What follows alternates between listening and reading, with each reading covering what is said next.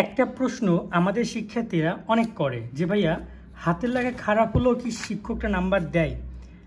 এখানে আমি পুরো ব্যাপারটা তোমাদেরকে দেখিয়ে দিব একটা খাতার মাধ্যমে যে আসলেই হ্যাঁ হাতের লেখা খারাপ হলেও নম্বর দেয়, তবে কোনো কোনো ক্ষেত্রে দেয়, কোনো কোনো ক্ষেত্রে দেয় না।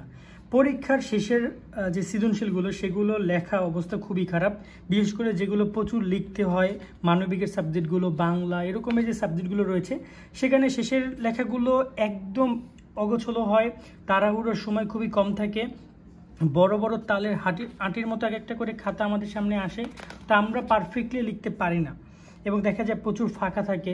তো এই জায়গায় শিক্ষক নম্বরটা এক্স্যাক্টলি বাড়ায় দেয় কিনা সে বিষয়টা আমি একটু বলছি, বা কিভাবে তারা সৃজনশীল খাতাগুলো দেখে। এখানে কথাগুলো কিন্তু আমি নিজে বলছি না বা আমার নিজের কথা না, শিক্ষকদের সাথে কথা বলে শিক্ষকরা যে ব্যাপারগুলো আমাদেরকে বলেছে সেগুলো তোমাদের সামনে তুলে ধরছে। এবং এই যে খাতাটা দেখতে পাচ্ছ এটা একটা নমুনা খাতা, আমি আবারও বলছি এটা কিন্তু কোনো পরীক্ষার খাতা না, কারণ পরীক্ষার খাতা এভাবে ভিডিও করে দেখানোর কোনো রাইটস আমাদের নেই। ওকে, তো এখানে আমি তোমাদেরকে এটাও কিন্তু একটা পরীক্ষার খাতা, কিন্তু শিক্ষকের কাছে নমুনা খাতা হিসেবে পাঠিয়েছে বোর্ড, সেই পারপাসে আমি এটা দেখাচ্ছি। তো এটা জাস্ট একটা নমুনা খাতা, একটা প্রশিক্ষণপ্রাপ্ত শিক্ষকদের বোঝানোর পারপাসে দিয়েছে। তো এই জায়গায় আমি তোমাদেরকে একটা সৃজনশীল দেখাই।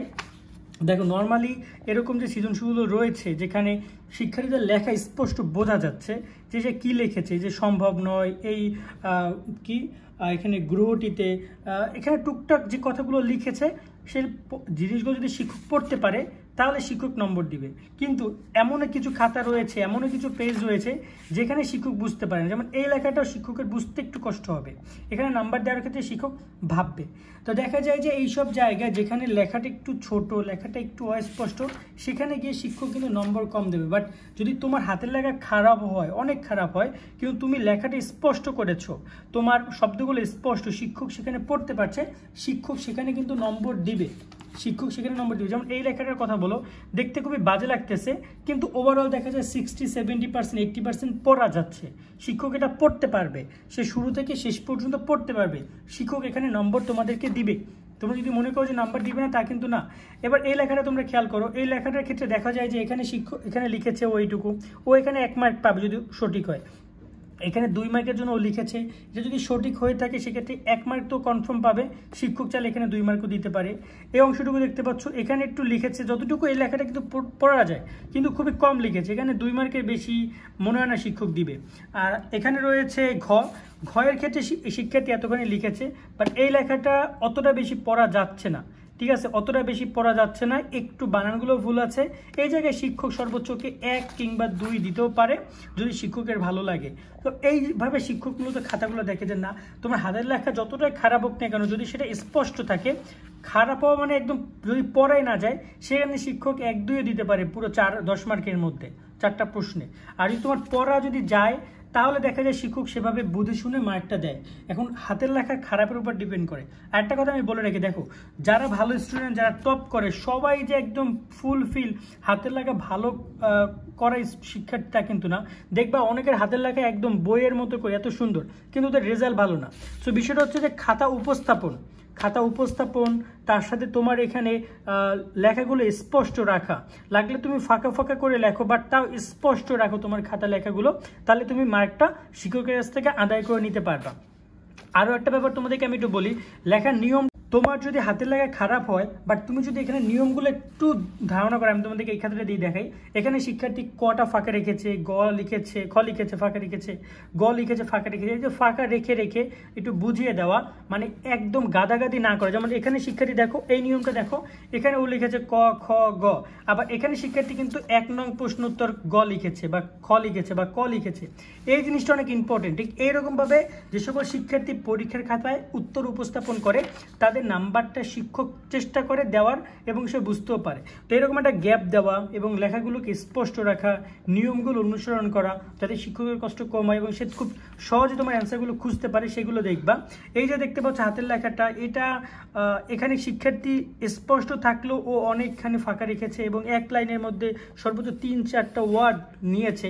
এই জায়গায় অত ভালো কিন্তু শিক্ষার্থী লেখে নাই, এখানে যতই এভাবে লেখুক না কেন মার্কটা কিন্তু পাবে না। সো অনেকে মনে করো যে সৃজনশীল অনেকখানি লিখলেও হবে তাহলে মার্ক দেবে, বিষয়টা তা না। তুমি অল্প লেখো, তোমার হাতের লেখা ছোট, তুমি অল্প লেখো, অল্প লিখে তুমি যতটুকু পারো ততটুকু তুমি লিখতে পারলে এবং তার মধ্যে সঠিক উত্তরগুলো লিখতে পারলে শিক্ষক মার্ক দিবে।